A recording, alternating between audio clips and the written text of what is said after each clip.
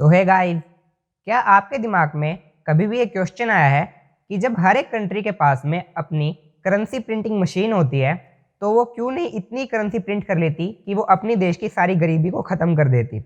या फिर जब भी किसी देश के अंदर कोई क्राइसिस होता है, चाहे वो इकोनॉमिक क्राइसिस हो, तो क्यों वो दूसरी कंट्री से लोन लेती है, क्योंकि उसके पास खुद के देश में खुद की करेंसी प्रिंटिंग मशीन है, तो उससे भी तो वो जो खुद की करेंसी है वो प्रिंट कर सकती है। या फिर अगर करेंसी प्रिंटिंग पे कोई लिमिट है तो एग्जैक्टली वो कितनी लिमिट है और इसको कंट्रोल कौन करता है, और डॉलर को यूनिवर्सल करेंसी क्यों मानते हैं या फिर स्टैंडर्ड करेंसी क्यों मानते हैं। तो इन सब क्वेश्चंस के आंसर आज हम डिस्कस करेंगे हमारी इस वीडियो में। इन सब क्वेश्चंस के आंसर देने के लिए हमें सबसे पहले समझना होगा इन्फ्लेशन क्या होता है। इन्फ्लेशन को आप जनरल टर्म्स में महंगाई भी कह सकते हैं कि पर ईयर या पर एनुअल एक कंट्री में कितना इन्फ्लेशन इंक्रीज होता है या कितनी महंगाई इंक्रीज होती है। तो इन्फ्लेशन को हम कुछ एक टाइप्स के अंदर डिवाइड कर देते हैं, जिसके अंदर जो सबसे पहला टाइप होता है वो होता है demand pull inflation. Demand pull inflation का मतलब क्या है कि कोई भी चीज़ है या कोई भी चीज़ है, अगर उसकी डिमांड इंक्रीज होगी तो उसकी वैल्यू भी इंक्रीज होगी या उसका प्राइस भी इंक्रीज होगा। हम इसको एक एग्जाम्पल के थ्रू समझते हैं। सपोज करिए आप किसी ऑक्शन में गए हैं और वहाँ पे एक पेन है जिसका रेट है 10,000 रुपीज़। जो पेन है वो तो सिर्फ एक है, या फिर हम कह सकते हैं जो गुड्स है वो सिर्फ एक है, पर उसकी डिमांड बहुत है क्योंकि उस ऑक्शन में 100 जो इंसान है या 100 पीपल्स आए हैं उस पेन को खरीदने। अब गुड्स एक है बट डिमांड तो काफ़ी है ना, डिमांड 100 है उसकी। तो क्या होगा, अब हर एक पर्सन उसका ऑक्शन करेगा। उस पेन की जो प्राइस है वो 10,000 से स्टार्ट होगी, तो एक पर्सन गएगा 10,000, फिर सेकंड गएगा 20, फिर थर्ड गएगा 30। तो जो सबसे ज़्यादा प्राइस बोलेगा उसको वो पेन मिल जाएगा। तो ये होता है डिमांड पुल इन्फ्लेशन की जब आपका गुड्स सिर्फ लिमिटेड है, एक या दो है, और उसकी डिमांड बहुत ज़्यादा है, तो अपने आप जो गुड्स है उसकी जो प्राइस है वो इंक्रीज हो जाती है, जिसकी वजह से इन्फ्लेशन होता है। तो इस टाइप के इन्फ्लेशन को कहते हैं डिमांड पुल इन्फ्लेशन। जो सेकेंड टाइप का इन्फ्लेशन होता है वो होता है कि रॉ मटेरियल्स का जो प्राइस है वो इंक्रीज हो गया। अब अगर रॉ मटेरियल का प्राइस इंक्रीज हो रहा है तो उसकी वजह से क्या होगा कि ऑल ओवर जो उस रॉ मटेरियल से मटेरियल बन रहा था उसका प्राइस भी इंक्रीज होगा। फॉर एग्जांपल जो कॉटन है, कॉटन की जो फसल है वो खराब हो गई काफ़ी बारिश की वजह से या किसी भी कंडीशन की वजह से।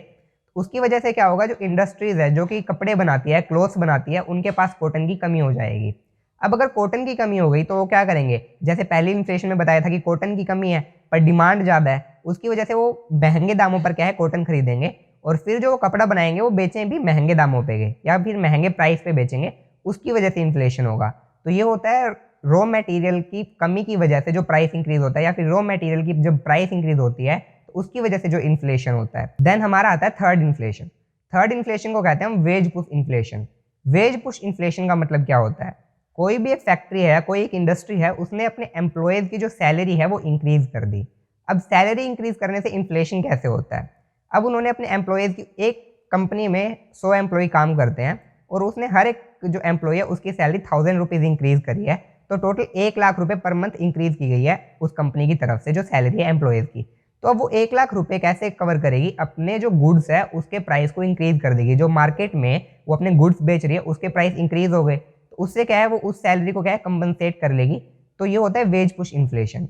देन आता है फोर्थ टाइप जो कि सबसे ज़्यादा सीवियर फॉर्म होता है इन्फ्लेशन का, और इसकी वजह से हाइपर इन्फ्लेशन भी हो सकती है किसी कंट्री में। इस टाइप के इन्फ्लेशन को कहते हैं हम करेंसी डेप्रिसिएशन।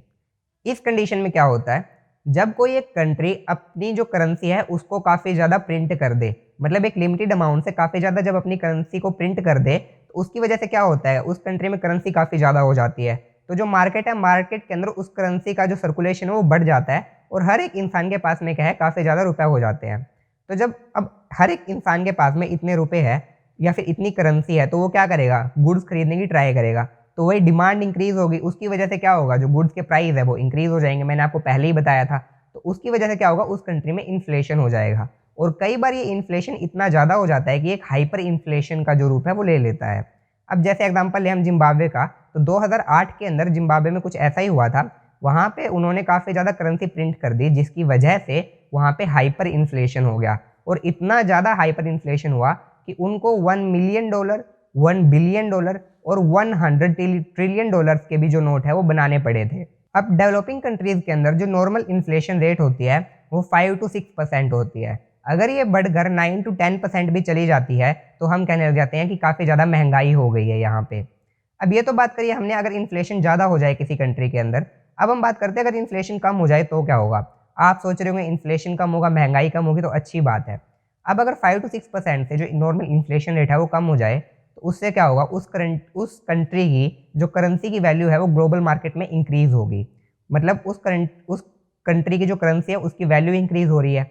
उसकी वजह से क्या होगा, जो वहाँ के गुड्स होंगे उनकी क्या है, उनकी जो प्राइस है वो कम होगी, क्योंकि क्या है, जो वहाँ के लोग हैं उस कंट्री के वो अपनी करेंसी को सेव करके रखेंगे, क्योंकि करेंसी की वैल्यू इंक्रीज हो रही है और वहाँ पे गुड्स की वैल्यू डिक्रीज हो रही है। तो वो सोचेंगे कि 3-4 साल हम सेव करते हैं, कोई भी सामान है उसको 4 साल बाद लेंगे, क्योंकि 4 साल बाद तो ये और भी ज़्यादा सस्ता हो जाएगा। अब इसकी वजह से क्या होगा कि वो 4 साल बाद उस सामान को खरीदने की ट्राई करेंगे, और जो कंपनीज होगी या फैक्ट्रीज होगी उनको काफ़ी ज़्यादा नुकसान होगा।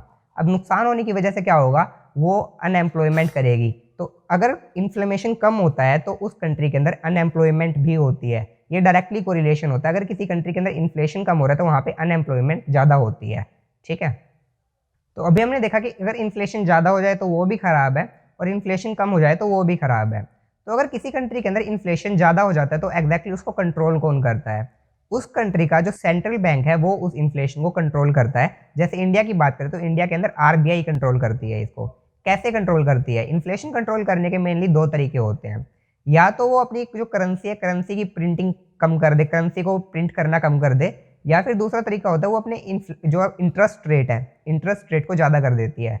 अब इंटरेस्ट रेट को ज़्यादा करने से क्या होगा, अगर कोई भी जो सेंट्रल बैंक है वो अपने इंटरेस्ट रेट को ज़्यादा कर रहा है तो उससे क्या होगा, मार्केट के अंदर जो मनी की सर्कुलेशन है वो कम हो जाएगी। मनी की सर्कुलेशन कम होगी तो उसकी वजह से जो पर्सनस है या फिर जो उस कंट्री के पीपल्स है उनके पास में जो करेंसी है या मनी है वो कम आएगी, और वो गुड्स पे स्पेंड भी कम करेंगे, जिसकी वजह से वहाँ पे जो इन्फ्लेशन है वो कम हो जाएगा। अब थोड़ी सी इसकी हिस्ट्री के बारे में हम बात कर लेते हैं। स्टार्टिंग में क्या होता था, स्टार्टिंग में जब भी किसी एक पर्सन को दूसरे पर्सन से सामान लेना होता था तो वो क्या करता था, सामान के बदले सामान लेता था। जैसे मुझे राइस चाहिए और मेरे पास गेहूँ है तो मैं क्या करूँगा, दूसरे पर्सन को गेहूँ दे दूंगा और उससे राइस ले लूँगा।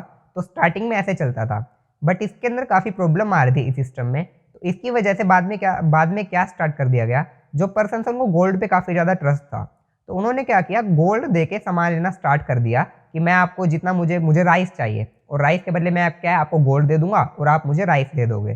तो ये सिस्टम काफ़ी अच्छे से चल रहा था। बट इस सिस्टम के अंदर बाद में एक प्रॉब्लम आनी स्टार्ट हो गई। पहली बात तो गोल्ड के अंदर इम्प्योरिटी मिलानी स्टार्ट कर दी, तो उसकी वजह से क्या है, काफ़ी ज़्यादा नुकसान होने लगा।